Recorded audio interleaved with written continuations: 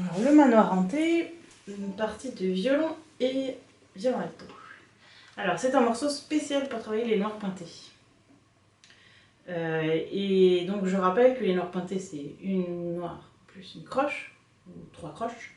Et donc, la façon la plus simple de bien réussir à les faire, c'est de compter les croches dans sa tête. 1, 2, 3, pam, pam, pam, 1, 2, 3, pam, pam. Alors, avant de s'attaquer au manoir hanté, il y a 2 petits exercices à faire. Essayez de retrouver à l'oreille ce que je vais vous jouer. Alors c'est bien pour l'oreille comme exercice, mais c'est bien pour le morceau parce que ça va vous préparer un peu au rythme et aux difficultés du morceau. Donc écoutez bien la première que je vais vous jouer.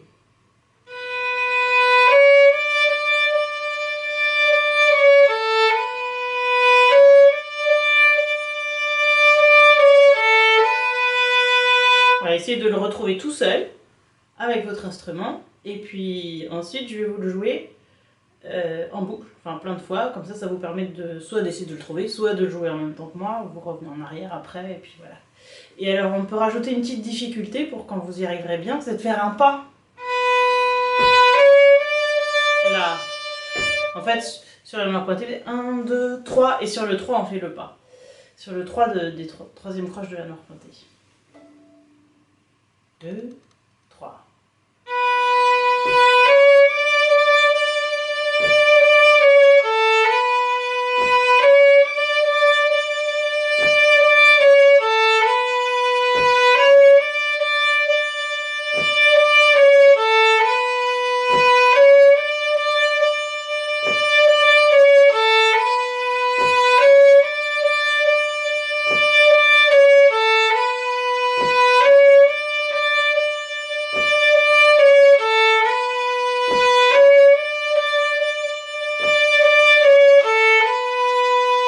Voilà, alors mettez pas le pas tout de suite, hein, vous commencez par déjà réussir à le faire sans le pas, puis si après vous y arrivez bien et que vous avez envie d'aller plus loin, c'est pas obligé, vous pouvez essayer de rajouter le pas, mais c'est pas du tout facile à faire, hein, loin de là.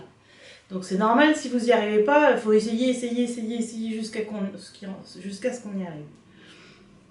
Ensuite, deuxième petit exercice, alors là c'est intéressant parce que ça va vous entraîner à tirer plein de fois, je vous le fais une fois.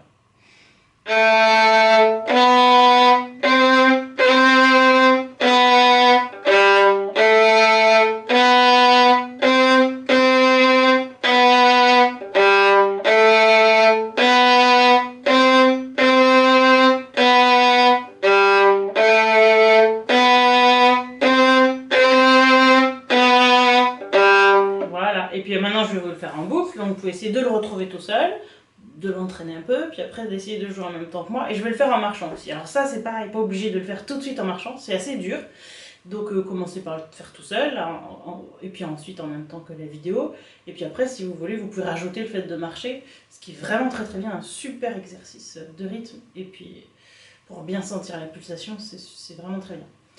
3, 4...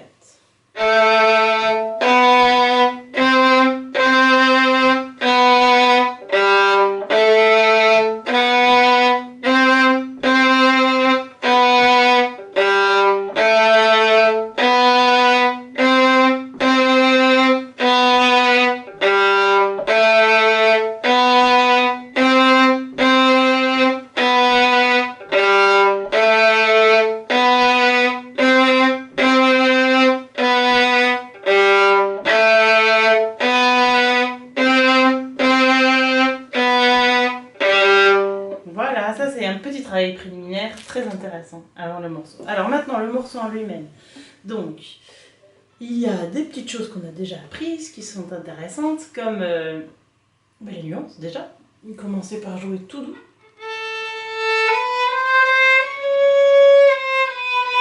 C'est la partie d'alto ou violon.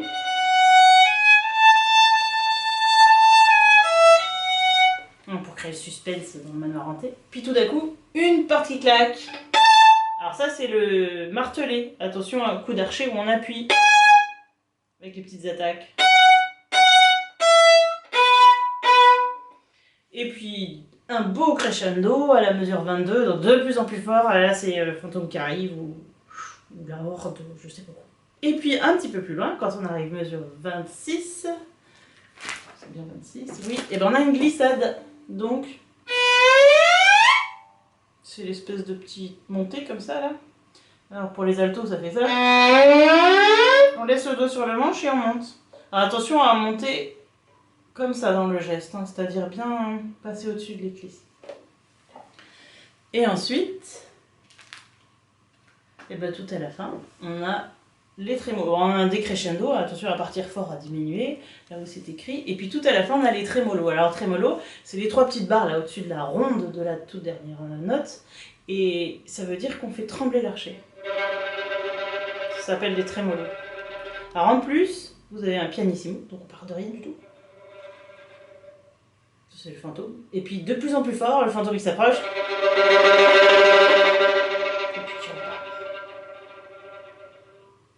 Voilà, vous avez pianissimo, crescendo, décrescendo.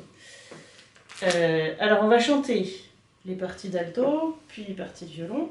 Et ensuite, je vais jouer les deux, mais en coupant à la mesure 26. Alors pourquoi je coupe à la mesure 26?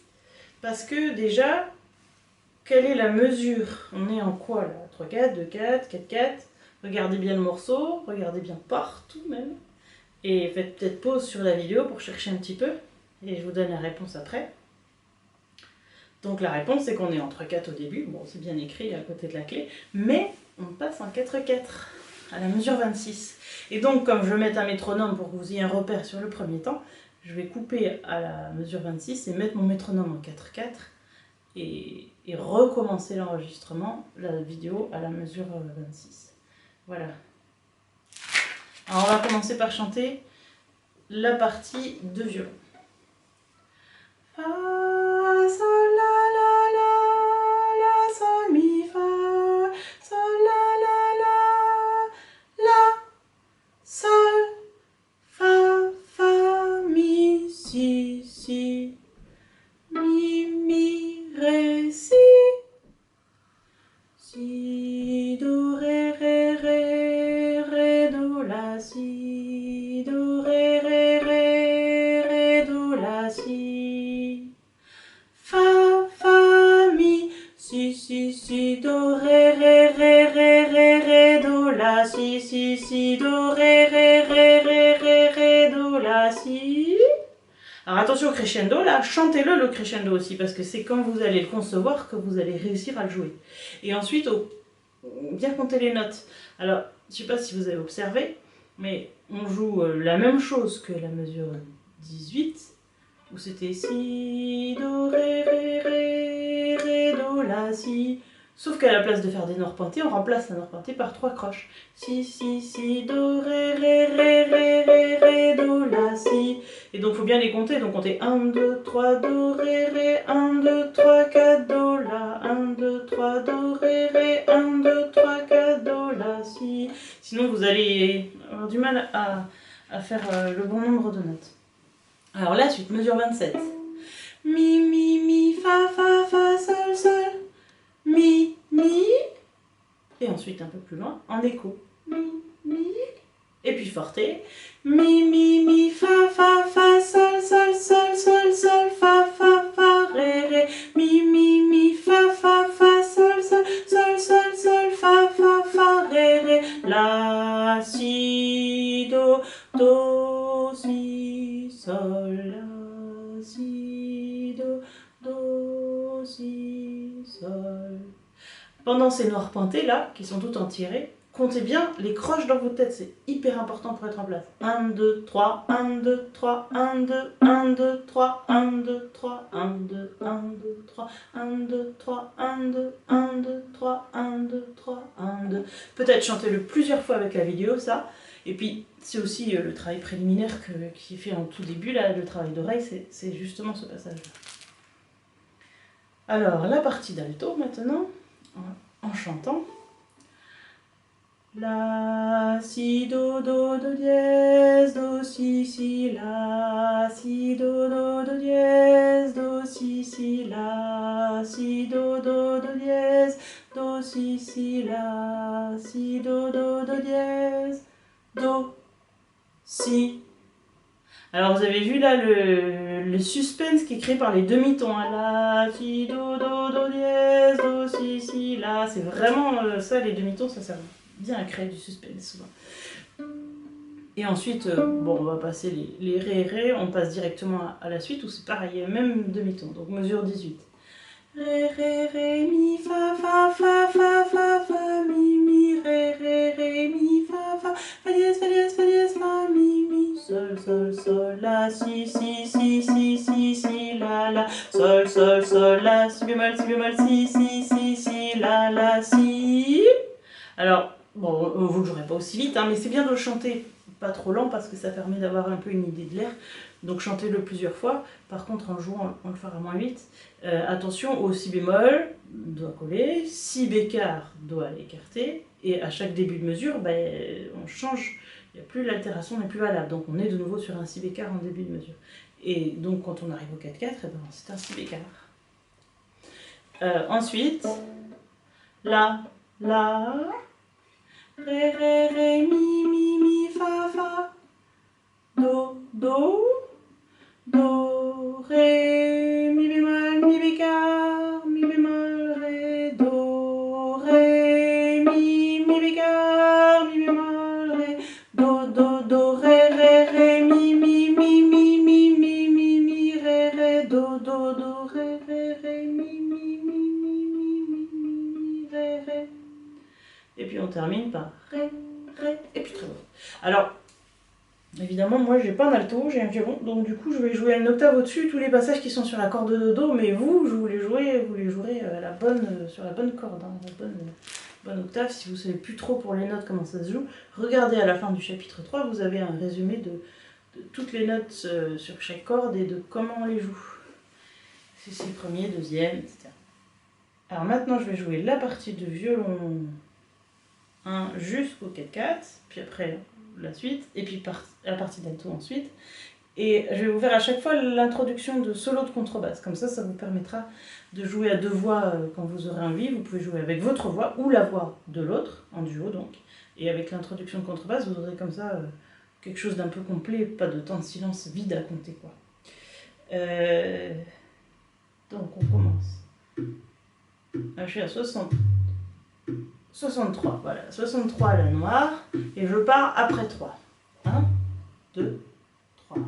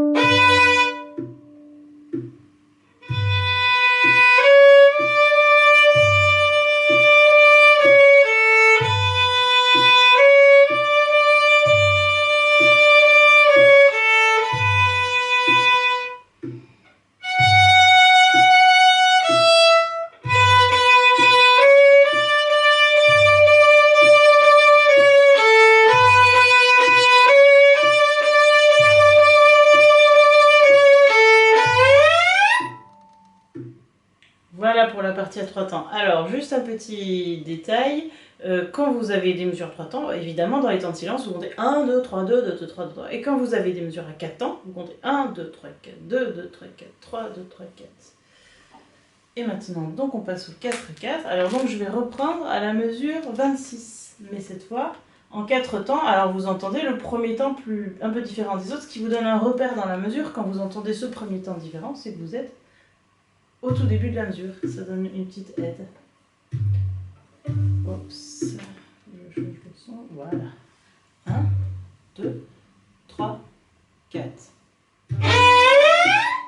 3, 4.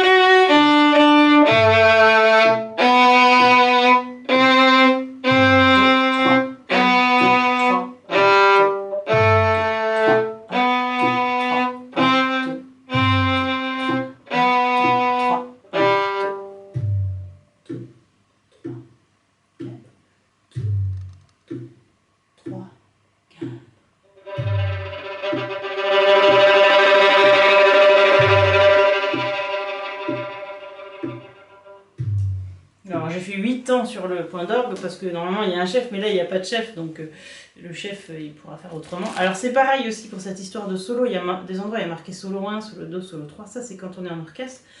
Il y en a qui peuvent jouer tout seul cette partie-là, puis les autres les rejoignent au tutti. Mais quand vous êtes seul à travailler, vous pouvez tout faire.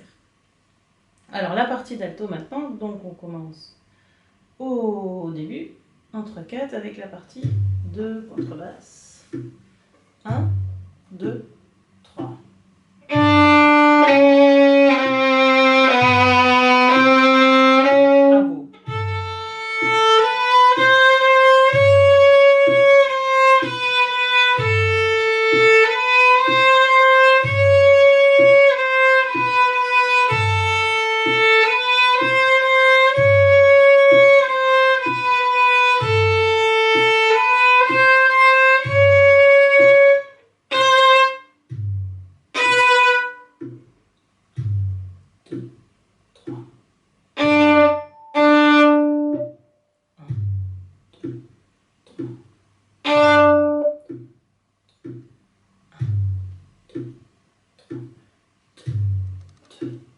Bravo.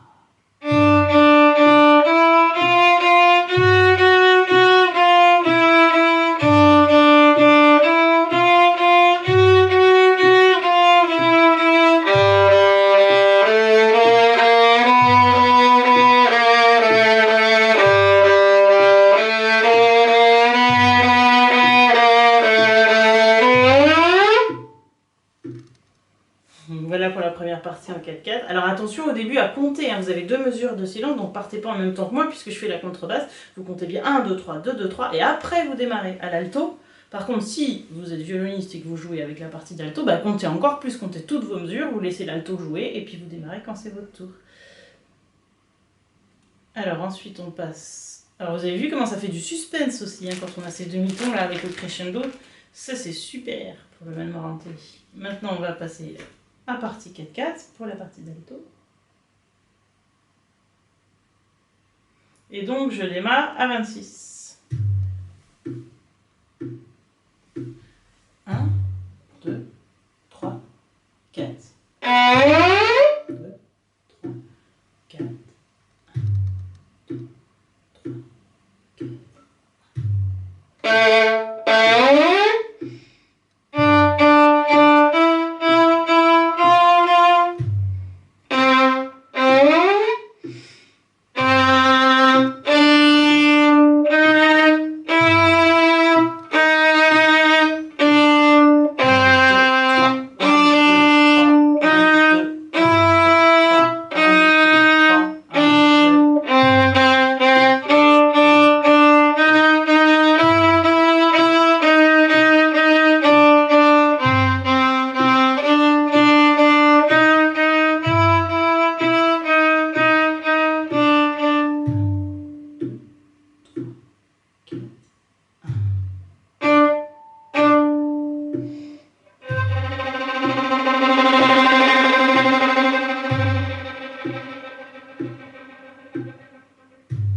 Et voilà pour le Malmorante.